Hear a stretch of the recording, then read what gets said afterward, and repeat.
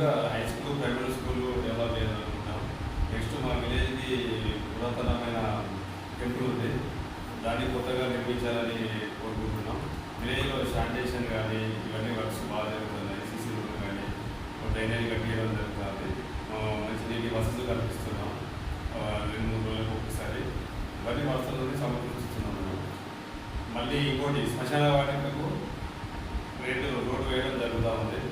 మా రైతులు ఇబ్బంది పడాలని చెప్పి మేము కెనాల్ నుంచి వాటర్ కూడా చెక్ డ్యామ్కు సమ్మర్లో నీటి వసతులు, మంచినీటి వసతులు తాగడానికి ఇబ్బందిగా ఉంది. దానివల్ల కూడా కెనాల్ నుంచి వాటర్ కూడా చెక్ డ్యామ్లకు చేరవేయడం జరిగింది. ఎమ్మెల్యే గారికి కోరడం జరిగింది. ఎమ్మెల్యే గారు ఆ వాటర్ డి గారికి ఫోన్ చేసి అక్కడ తినడం జరుగుతుంది. ప్రత్యేకంగా ఎమ్మెల్యే గారికి ప్రత్యేక ధన్యవాదాలు తెలుపుకుంటున్నాం. మా గ్రామంలో ఒక వాటర్ ట్యాంక్ సమస్య ఉంది. వాటర్ ట్యాంక్ పాత డిస్మెంటల్ చేసి కొత్త వాటర్ ట్యాంక్ నిర్మాణం చేపట్టిన తర్వాత మంచినీటి వసతులు ప్రతిరోజు వచ్చే విధంగా చూడాలనేది మా ఇంపార్టెన్స్ ఫస్ట్. ఓకే సార్, మీకు ఓటు వేసి గెలిపించిన మీ గ్రామ ప్రజలకు మీరు ఏం చెప్పాలనుకుంటున్నారు?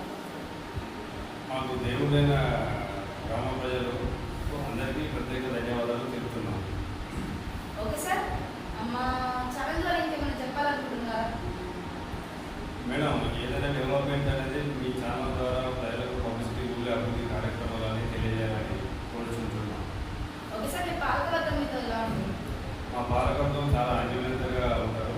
ప్రతి సమస్యపైన అందరికీ అవగాహన కల్పించడం, ప్రతి సమస్య ఉన్న సమస్యతో కలిసికట్టుగా చేసి తీర్మానం చేసుకొని గ్రామాన్ని డెవలప్మెంట్ చేసుకునే విధంగా ముందుకు సాగుతున్నాం.